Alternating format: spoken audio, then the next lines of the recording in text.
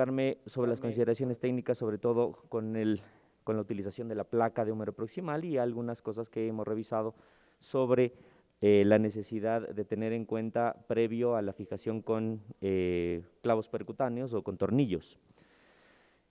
¿Cuáles son las fracturas más comunes en la gente de población adulta? En la población adulta son radiodistal como primera fractura, la segunda la fractura de cadera y la tercera como la fractura de húmero proximal, es decir, es muy prevalente y muy incidente. Uno de los mejores estudios o los mejores bancos de datos, como sabemos, son de estos países nórdicos, en los cuales tenemos una alta incidencia dependiente de la edad, y que el 80% de esas fracturas afortunadamente se manejan con procesos conservadores, como hablaron previamente.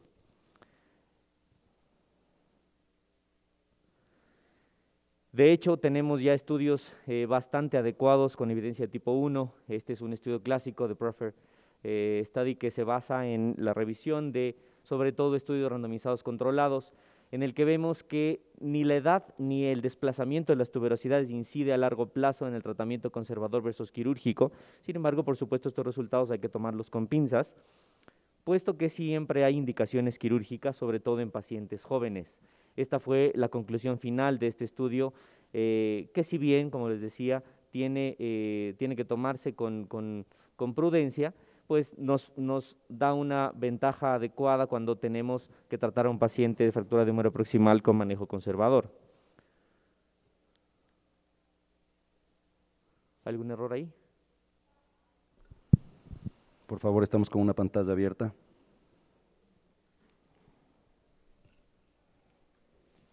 Bien, la decisión se toma dependiendo entonces si es que el paciente es joven o si es que el paciente tiene una edad avanzada.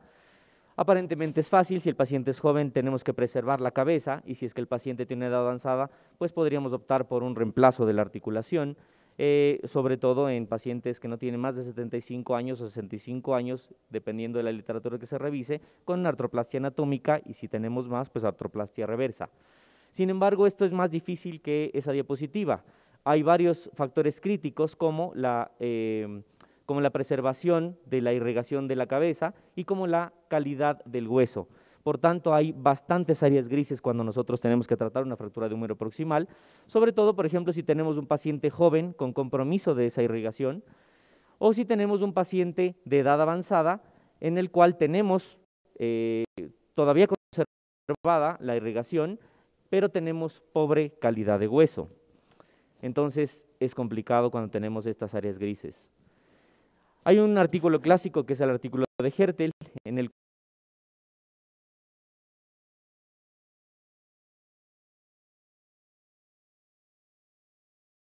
a comportar con una tasa de curación alta o con una tasa de curación baja, dependiendo de estos tres criterios que, como decía, todos ya conocemos. Tiene esto un valor predictivo positivo del 97% cuando se publicó en el 2004. Sin embargo, con el avanzar de los años tenemos literatura que demuestra que estos criterios que estableció Hertel en ese entonces, pues están siendo proscritos, porque tenemos incluso ya criterios postquirúrgicos que favorecen los resultados, a pesar de que previamente Hertel positivos para isquemia. Una de las opciones, por ejemplo, es la opción percutánea, precisamente en cabezas en las que queremos preservar todavía la circulación proximal. Tenemos opciones para realizar, entre esos tornillos percutáneos, guías canuladas, clavos Kirchner, pero hay indicaciones precisas. ¿Por qué se generó estas indicaciones? Precisamente por esto, porque hay una alta tasa de complicaciones cuando ocupamos el gold estándar, de acuerdo con mucha literatura, que es la placa de fémur proximal, teniendo una tasa de complicación general de hasta el 44%, y esto dependiendo de en cuántas partes está fraccionada la fractura. En 2 partes 26%, 3 partes 39% y en 4 partes hasta el 45% de riesgo de complicaciones.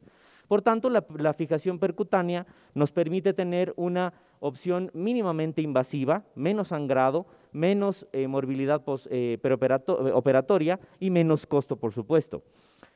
Además, las tasas de osteonecrosis, según alguna literatura, también parecen ser más bajas, y los resultados satisfactorios, dependiendo de la selección del caso, pues tenemos literatura que lo avala innumerable literatura. Por tanto, la fijación percutánea, hablando de consideraciones técnicas, es apropiada cuando tratamos fracturas sobre todo de dos partes. Cuando la fractura de dos partes, cuando la fractura de un húmero proximal ya no es de dos partes, sino de 3 o 4, entonces se convierte la indicación en forzada. Por tanto, tenemos también que tener mucha precaución con la pérdida de reducción, con la migración, con el aflojamiento, con las lesiones neurovasculares y con las infecciones en el tracto de los pines. Con respecto a la placa de húmero proximal, que es el gol estándar en este tipo de fracturas, tenemos alta tasa de éxito. Sería ideal poner una placa medial, sin embargo, por supuesto se debe mantener la vasculatura, sobre todo de la arteria circunfleja arcuata, entonces es imposible poner una placa Batres de tipo medial, por tanto, la placa lateral pues es el gol estándar en este tipo de fracturas. Los tornillos deben estar adecuadamente puestos, se debe evitar la reducción en varo y se debe, sobre todo, promover que se reduzca muy bien la parte medial del cálcar. Esta sería una configuración adecuada del tornillo del cálcar y de los tornillos proximales. La literatura nos indica que deben ser al menos 5 tornillos proximales y obligatoriamente ser colocados los tornillos del cálcar para conseguir una buena reducción medial. Aquí tenemos buena colocación de los tornillos inferomediales y un resultado posquirúrgico a las 8 semanas adecuado con formación de callo. Y acá tenemos otro caso en el que que no tuvimos colocación del tornillo de cálcar y por tanto pérdida de reducción, migración de la cabeza en varo y falla de la osteosíntesis. Con respecto a la posición de la placa, ¿es importante? Sí, es muy importante. El manual quirúrgico nos promueve poner la placa entre 5 y 8 milímetros distal a la tuberosidad mayor. Sin embargo, ¿qué es lo que nos indica actualmente la literatura? Que debemos ponerla siempre y cuando, lo más alta posible, siempre y cuando no tengamos incidencia en el acromio, por tanto, debemos evitar esa posición muy proximal.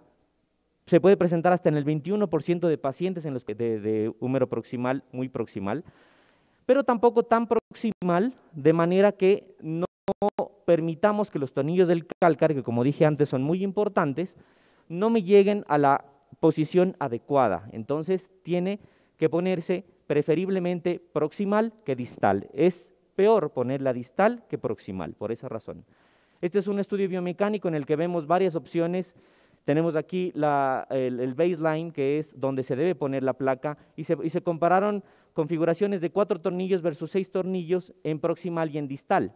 Los mejores resultados se consiguieron cuando poníamos 6 tornillos, es decir, los tornillos del cálcar, y la placa estuvo en el baseline o un poquito más proximal.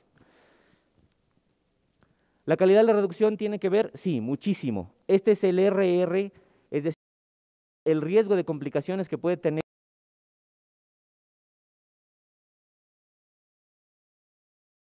un desplazamiento de la cabeza con respecto a la diáfisis de más de 5 milímetros, cuando no tenemos una alineación en varo o en valgo adecuada, como incide, y cuando tenemos una cranealización, es decir, migración proximal de la tuberosidad mayor.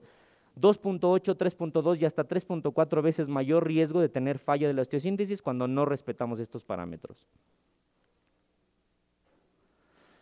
Cuando tenemos una reducción adecuada, 22% de complicaciones, y cuando no respetamos esos parámetros, hasta el 42% de complicaciones.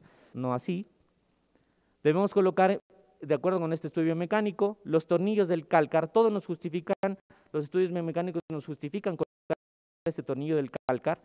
La mejor configuración, como señala este estudio, son las configuraciones en flecha verde, es decir, colocar los 6 tornillos, y si bien no voy a colocar los 6 tornillos, al menos los 4, pero de forma distante. Las configuraciones que tienen los tornillos del cálcar son las mejores y más resistentes y los que tienen menos estrés peritornillo. Por lo tanto, la posición es mejor que el número y los tornillos del cálcar son cruciales. Bien.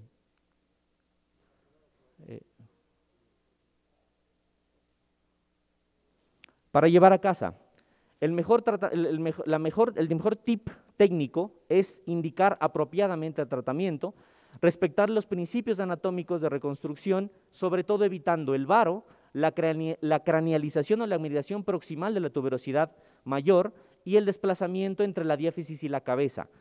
Los criterios de Hertel, famosos para la planificación preoperatoria, sin embargo, el estudio del cálcar y la reducción posquirúrgica es más importante que estos criterios.